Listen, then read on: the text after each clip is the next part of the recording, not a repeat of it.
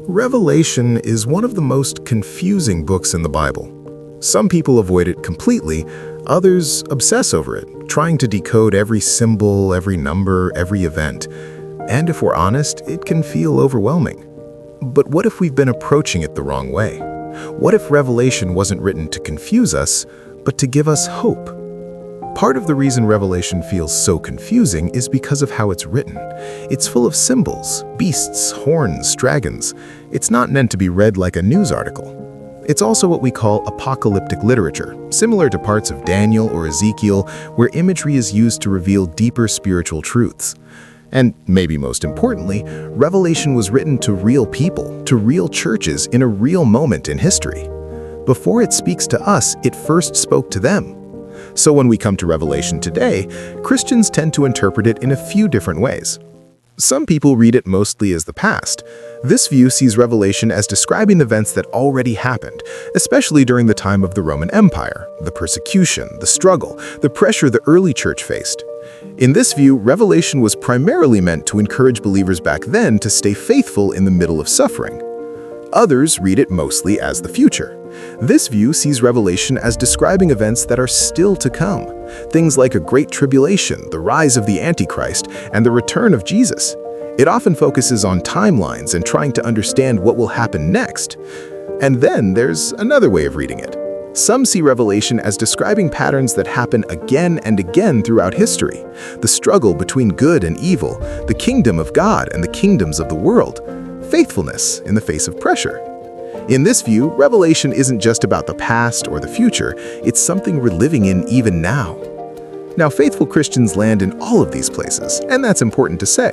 This isn't about saying one group is right and everyone else is wrong, but it does matter how we interpret Revelation, because it shapes how we live our faith.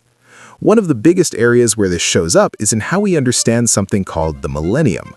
In Revelation chapter 20, there's a reference to a 1,000-year reign of Christ, and depending on how you interpret that, it can shape your entire view of the Christian life.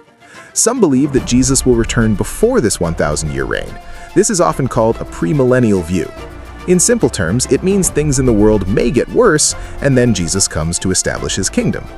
Others believe that Jesus will return after a kind of golden age. This is often called a postmillennial view. In this perspective, the world gradually becomes more influenced by the gospel, and then Jesus returns at the end of that period. And then there's a third view, the one I personally lean toward. It's often called an amillennial view. And don't let the name throw you off, it doesn't mean no millennium, it means understanding that 1,000 years symbolically. In this view, the reign of Christ is happening right now. Jesus is already king. He is already won through the cross and the resurrection. But at the same time, the world is not yet fully restored. Sin still exists, suffering still exists, brokenness is still very real.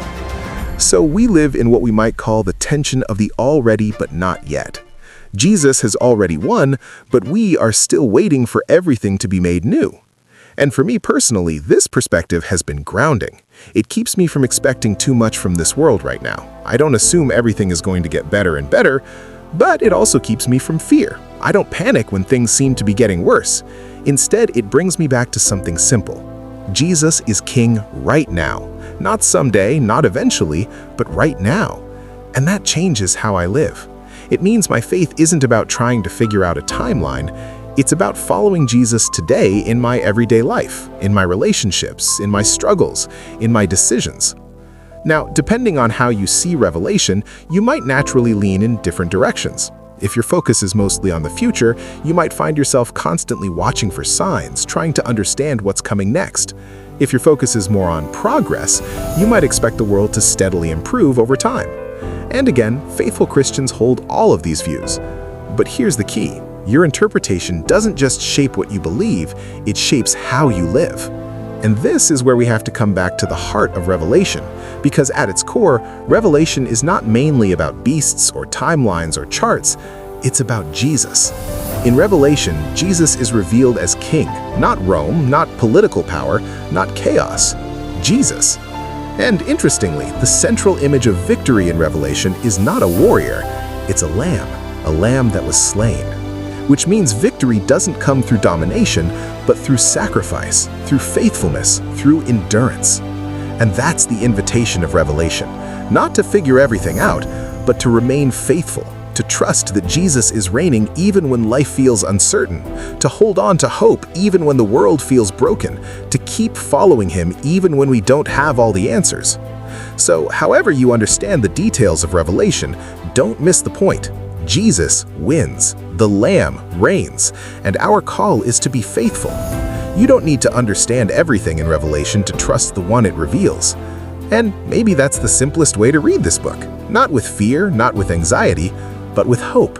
Because Revelation doesn't just tell us what will happen, it reminds us who is in control. And that changes everything.